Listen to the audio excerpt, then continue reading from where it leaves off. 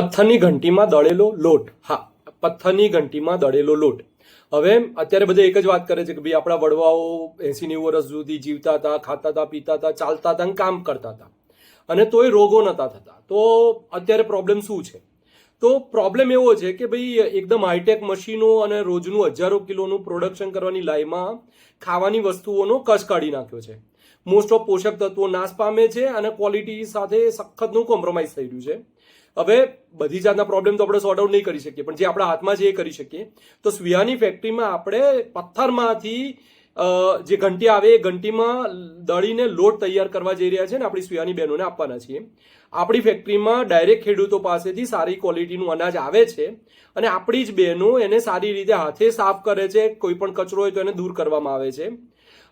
પથ્થરની દેશી ઘંટીમાં આ લોટને એટલે આ અનાજને દળીએ છીએ અને લોટ કાઢીએ છીએ. આ લોટ દળીએ ને ત્યારે તાપમાન 25-30 ડિગ્રીથી વધારે ઊંચું નથી જતું. એકદમ ધીમી સ્પીડે લો આરપીએમ ઉપર દળીએ એટલે અનાજના મોસ્ટ ઓફ બધા જ પોષક તત્વો સચવાઈ રહે છે. તમારા ઘરમાં નાની ઘંટી હોય કે આપણે બહાર જે દુકાનમાં ઘંટીમાં લોટ દળાવતા હોઈએ ને તે બધી ઘંટીઓ 500 થી 1000 આરપીએમની સ્પીડે ફરતી હોય. લોટ દળાતી વખતે 80 થી 100 ડિગ્રી ઉપર ગરમ થઈ જતો હોય.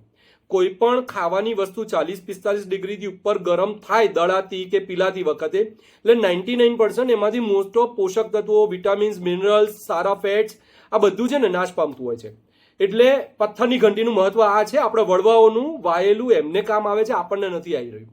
હવે પથ્થરની ઘંટીમાં લોટ આપણે દળી લીધો, એને ચાળણીથી સારી રીતે સાફ કરી લઈએ છીએ. સારી ક્વોલિટીની બેગમાં વેક્યુમ પેક કરીને આપણે આપીએ છીએ.